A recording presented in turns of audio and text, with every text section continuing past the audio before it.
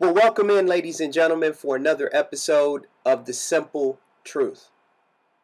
It is with a heavy heart and with great relief that I come to you today to give my input, the simple truth input, on the Colorado tragedy, the Dark Knight Rises shooting, and the things that make us individual human beings, but yet as a group of people here in the United States, here in America, that unites us as either family members, friends, or even parents.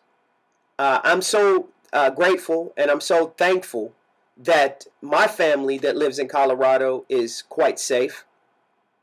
But it is amazing how just a few days ago, I gave a report, and you can go back into my archives, and it was a part 1 and part 2, about the disarming of American citizens.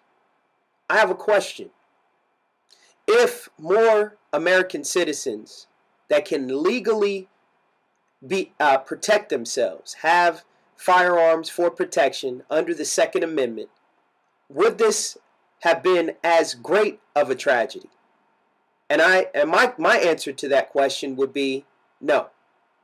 Because would there have been people that have died and been hurt? Yes. But would the gunman have been able to continue on his rampage against innocent, unprotected citizens? I have to say no to that.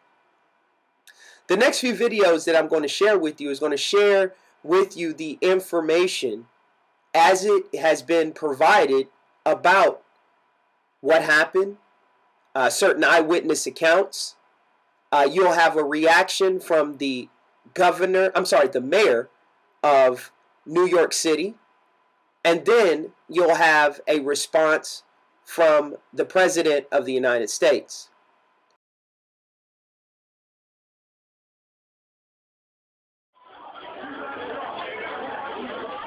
Amateur video captures the moment audiences began to flee the Aurora Mall Theatre in Denver, Colorado, as a gunman opened fire during a Dark Knight Rises screening. At least 14 people were killed in the attack, with dozens wounded. The youngest victim was reportedly just 6 years old.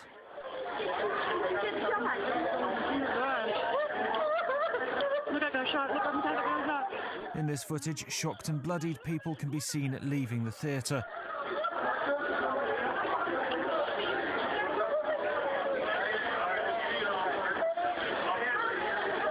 Oh my God.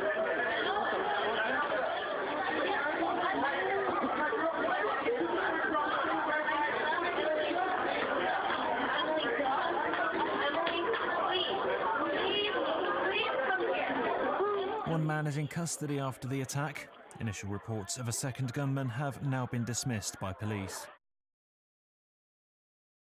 We want to bring you some details on a breaking story out of Aurora, Colorado this morning. A very scary situation. A suburban Denver movie theater. Apparently there has been a mass shooting. What we're hearing from the police so far, there are a number of casualties in this matter already. Yes, the Aurora police have confirmed with ABC News 20 injuries, 10 confirmed dead that we know of right now. One suspect has been taken into custody, believes that there's one more suspect that is on the loose. Again, this was at the premiere of The Dark Knight Returns, the new Batman movie that so many folks were lining up to see late last night. But again, a mass shooting at this movie theater outside Denver, Colorado in Aurora. A scary situation here. In case you're waking up, it was the Century 16 movie theater there. Again, this is a suburb of Denver. Apparently theaters 8 and 9. This according to Aurora police here. Again, as you can imagine, this is a quickly developing story here, so we don't have many of the details just yet. We're waiting for a press release from the police, which we do expect momentarily here. But again, one suspect in custody, out of another one may be on the loose. 20 injuries, 10 casualties so far, and this really is a tragic turn, because starting at midnight, really Eastern time around the country, thousands of people were lining up for midnight showings of Batman. This was a movie expected to gross $200 million this weekend. You can imagine the lines and the anticipation, and apparently it has just turned into this carnage at this movie theater in suburban Denver this morning. Alex Jones here for Infowars.com, covering the tragic shooting in Colorado, just a few miles from Columbine and Littleton, where we saw the last event that happened right before they were trying to pass anti-Second Amendment legislation. Obama is set next week to sign the controversial UN treaty and try to get the Senate to ratify it, and they need just a couple votes to get it done, they're saying. A UN treaty that even Forbes says would register all our guns under UN control and ban semi-autos. And magically, somebody dressed up like the bad guy in the new Batman movie, Bane, in a gas mask, in a black outfit, comes in and shoots people, and they were reporting another shooter, and that people couldn't breathe. You know, at Columbine, the school was half empty. This was in the news. 127 propane bombs were found inside the school that two guys supposedly put in there. And witnesses saw all these other shooters. And it even came out in the local papers that the SWAT team shot some of the kids. And all that was in the news. In fact, we're going to dig all those stories up and have a big article at Infowars.com about it. And then magically, out of this whole country, at the same place, the same area, this happens. Now, maybe it's a crazy copycatter who was living in a fantasy world and wanted to, become Bane. That's what this looks like, wearing the gas mask, the black outfit. The movie posters say Rise. I have been to movies like The Avengers, and the men in there have more awe in their voices than I did when I saw my first child born. Some guy comes running in, and he's running through the theater like the theater's exit. And he's like, don't go out in the lobby, someone's shooting people out there. And he runs out, and at that point, we still weren't sure if someone was pranking us or what. So we, at that point, decided to leave. So we went up those stairs, and we looked to the wall that we heard, like the side of the theater that we saw, where we heard the sounds from, and there were bullet holes. And so at that point, we started screaming for all our friends just to get out. We went up the stairs, and we were looking over the lobby, and police were out there. There was one officer in a gas mask holding a huge, rifle, and they were just waving people, trying to get people through the lobby as fast as possible. So we ran down the stairs. We ran out of the theater. We walked out. I saw a girl with a bullet in her leg. Well, it started, there were explosions behind me, and there was dust, but I thought it was just a normal practical joke, fireworks or something. But then I see people starting to leave the theater, and smoke behind me, and for the first few seconds nobody was panicking, but then everybody started moving towards the exits, and then we were being hurled into the upper area of the theater. And then from there you could see cops with shotguns and other weapons. I'm not sure what they were looking at because it was on the other side of the wall.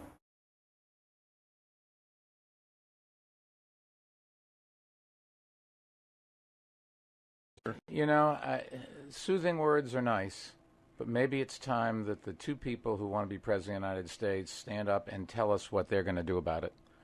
Because this is obviously a problem across the country, and everybody always says, isn't it tragic? And, we look for, was the guy, as you said, maybe trying to recreate Batman. I mean, there's so many murders with guns every day. It's just got to stop. And instead of the two people, President Obama and Governor Romney, talking in broad things about they want to make the world a better place, okay, tell us how. And this is a real problem. No matter where you stand on the Second Amendment, no matter where you stand on guns, we have a right to hear from both of them concretely, not just in generalities, specifically. What are they going to do about guns? I can tell you what we do here in New York. The state legislature passed the toughest gun laws. Some states may say no. That's okay. What do you want to do? And maybe every governor should stand up. But in the end, it is really the leadership at the national level, which is who's ever going to be president of the United States starting next January 1st. What are they going to do about guns?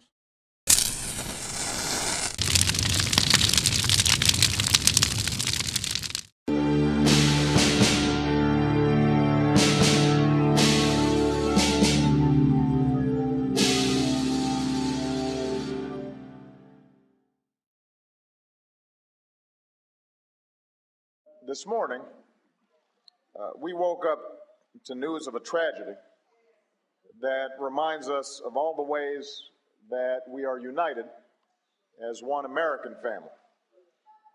By now, many of you know, many of you have heard that a few miles outside of Denver, in a town called Aurora, at least 12 people were killed when a gunman opened fire in a movie theater.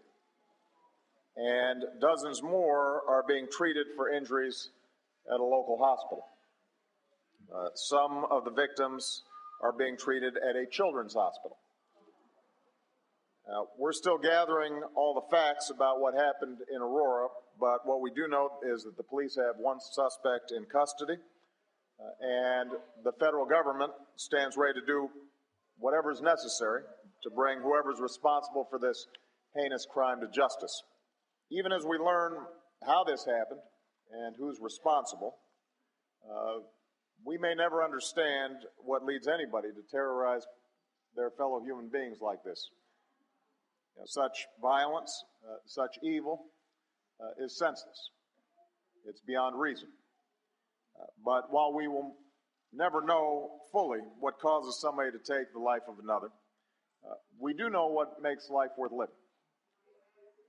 The people we lost in Aurora loved, and they were loved.